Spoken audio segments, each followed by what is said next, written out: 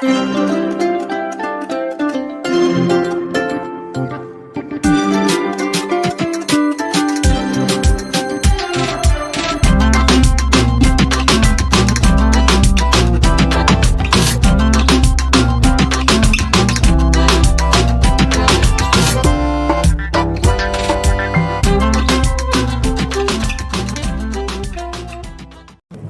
ஆவியை ஒப்படைக்கிறேன் அப்படி என்று சொன்ன பிற்பாடு அங்கே சொல்லுவதற்கும் செய்வதற்கும் எதுவுமே இல்லை. ஆனால் இன்றைக்கு வாசித்து கேட்ட நற்செய்தி பகுதியிலே அருமையான 2 மிக முக்கியமான நிகழ்வுகளை பார்க்கிறோம். ஒன்று, இயேசு கிறிஸ்துவை சிலுவையில் அறைந்ததோடு, சிலுவையில் அறையும் என்று சொல்லி கத்தி அந்த தண்டனையை வாங்கி கொடுத்த பிற்பாடு யூதர்களுடைய கோபம் அடங்கவில்லை.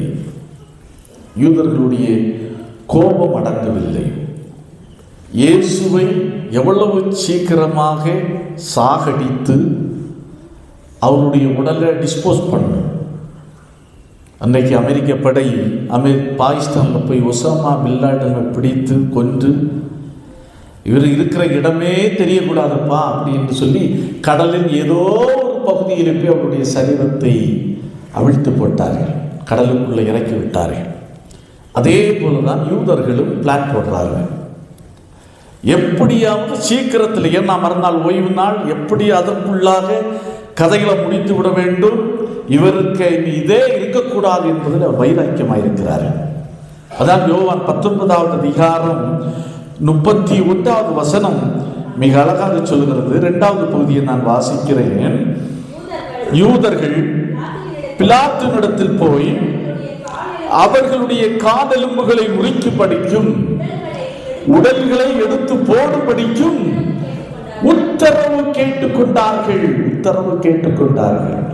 நன்றாய் கவனியுங்கள். கால் எலும்புகளும் முறிக்கணும், ஒன்று. 2வது, அது உடம்பை எங்கேயாவது கொண்டு போய் போடணும். காக்கா, கழுகுக்கு, குருவிக்கு எதுக்காவது கொண்டு போடணும் அப்படின்னு. ஏன் கால்களை உடைக்கணும் அப்படி என்று கேட்கிறார்கள் என்று சொன்னால், சிலுவையிலே தொங்கிக் கொண்டிருக்கிற மனுஷனுக்கு மூச்சு விடுவதற்கு, வாடியை உயர்த்தி மூச்சு இழுத்து விடுவதற்கு ஒரு தாங்கலாக இருப்பது கால்கள் தான். ஆணியிலே தொங்கிக் கொண்டிருக்கிற கால்கள்.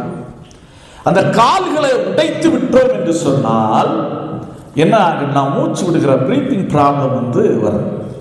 மூச்சு திணறலிலே சிலுவையிலே தொங்குகிறவன் மரித்து போவான். ஆகையினாலே தான் இயேசு கிறிஸ்துவுடைய மரணத்தை சீக்கிரமாக விரும்புகிற இந்த யூதர்கள் காலெலும்புகளை முறித்து போடும்படி, காலெலும்புகளை முறிக்கும்படிக்கு வேண்டுகிறார். அப்ப அதன்படி என்ன செய்வார்கள் என்று சொன்னால், அதாவது இரும்பு சுத்தியலை வைத்து கால்களை எலும்புகளை உடைப்பார்கள். அவன் கைதி, சிலுவையிலே தொங்குகிறவன் மூச்சு திணறல் ஏற்பட்டு அவன் மரித்து போய்விடுவான். இங்கேயும் அதைத்தான் நாம் பார்க்கிறோம். பாருங்கள், 2 கள்ளர்களுக்கு எலும்புகளை முறிக்கிறார்கள். ஆனால் அவர் உயிரோடு தான் இருக்கிறார்கள். உயிரோடு இருக்கும்போது 2 கள்வர்களுடைய எலும்புகள் முறிக்கப்படுகின்றது. 3வது இயேசுவிடத்திலே வருகிறார்கள். இயேசு அதற்கு முன்பாகவே என்ன செய்து போயிருந்தார்? மரித்து போயிருந்தார். நீங்க என்னடா என்னுடைய உயிரை சாகடிக்கிறது? நானே மனுக்குலத்திற்காக என் உயிரை கொடுக்கிறேன் அப்படி என்று தாமாகவே முன்வந்து எலும்புகளை முறித்து சாகடிப்பதற்கு முன்பாக என் மக்களுக்காக நானே உயிரை கொடுக்கிறேன் என்று அருமை இரட்சகராகிய இயேசு கிறிஸ்து தன்னுடைய உயிரை கொடுத்தார். அடுத்தது பாருங்கள், என்ன செய்கிறார்கள் என்று சொன்னால், இவருடைய சரீரத்தை, உடல்களை எடுத்து போடும்படி உத்தரவு கேட்டுக் கொண்டார்கள். எப்படியாவது உடம்பை எடுத்து போடணும் அப்படின்னு முயற்சிக்கிறார்கள். ஆனா அதுவும் இங்க பலிக்கல. என்னவென்று சொன்னால், அதாவது அதான் அந்தரங்க சீசர்களாயிருந்த அரிமத்திய ஊரனாகிய யோசேப்பும், மறைமுகமா இருட்டிலே இயேசுவிடத்திலே வந்த நிக்கோதேமுவும் பெருமுயற்சி எடுத்து இயேசு கிறிஸ்துவினுடைய சரீரத்தை நல்லடக்கம் செய்கிறார்கள். சிலுவையில் அறையும் என்கிற குரல் வரைக்கும், காரியம் வரைக்கும் யூதர்களுடைய திட்டமிட்டபடி நடந்தது. அதற்கு பிறகு நடைபெற்ற காரியங்கள் எதுவுமே அவருடைய விருப்பத்தின்படி நடக்கவில்லை. கடவுள் செயலாற்றுகின்றார். அடுத்ததாக பார்க்க, இந்த சூழ்நிலையிலே தான் அடுத்ததாக நாம் ஒன்றை புரிந்து கொள்ள வேண்டும். ஈட்டியை கொண்டு என்ன செய்கிறார்? மார்புல குத்துகிறார். இது சகஜமாய் செய்கிற காரியம்தான். ஈட்டியிலே குத்துகிற காரியம் சகஜமான ஒரு காரியம்தான். சிலுவையிலே தொங்குறவனுக்கு நமக்கு இங்க போஸ்ட்மார்ட்டம் செய்கிற மாதிரி அவன் ஈட்டியை வைத்து குத்தி பாடி கண்டிஷன் நிலைகளை அவன் பரிசோதிக்கிறான். இதில் ஆச்சரியம் என்னவென்று சொன்னால், அவர் குத்தின பிற்பாடு சரீரத்திலிருந்து என்ன வருகிறது? இரத்தமும் தண்ணீரும் வருகிறது. இதுதான் அதிசயம் என்று சொல்லுகிறார்கள். தண்ணீரும் இரத்தமும் ஒன்றொன்று கலக்கக்கூடியவைகள் தான். அது ஒருபோதும் செப்பரேட்டாக ஒரே இடத்தில் இருப்பதில்லை. ஆனால் ஈட்டியால் குத்தப்பட்ட பிற்பாடு தண்ணீரும் தனியாக வருகிறது, இரத்தமும் தனியாக வருகிறது. இது எதை காட்டுகிறது என்று சொன்னால், பழைய ஏற்பாட்டிலே ஆசாரியர்கள் பலி செலுத்துவதற்கு தண்ணீரும் இரத்தமும் மிக அவசியமாய் தேவைப்பட்டது. அதே போலதான் இயேசு கிறிஸ்துவிடத்திலிருந்து ரட்சிப்புக்கு அடையாளமாய், தூய்மைக்கு அடையாளமாய் தண்ணீரும் இரத்தம் புறப்பட்டது. அப்படி என்று சொன்னால், ஞான ஸ்நானத்தின் மூலமாய், திருசாக்கிரமத்தின் மூலமாய் ஆண்டவர் தம்முடைய பிள்ளைகளுடைய பாவங்களை கழுவி அவர்களை ரட்சித்து பரலோக ராஜ்யத்தின் சுதந்திரவாளிகளாய் மாற்றுகிறார்.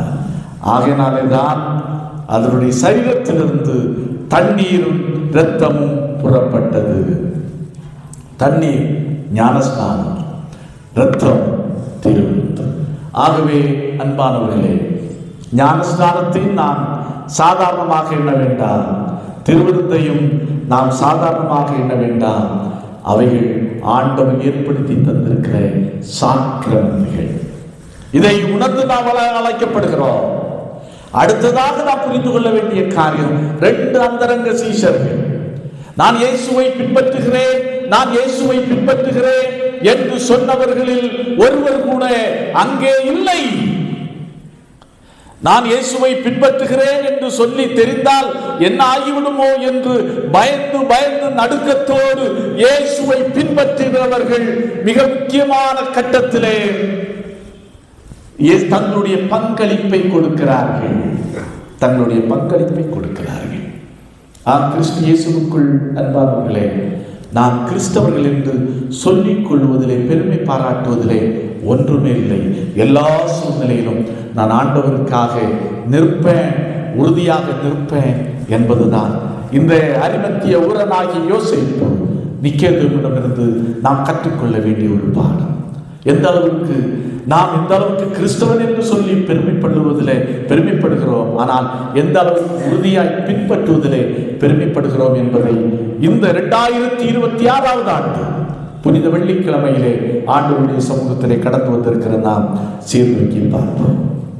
அன்பானவர்களே, நம்மை ஒப்படைப்போம், நம்மை அர்ப்பணிப்போம்.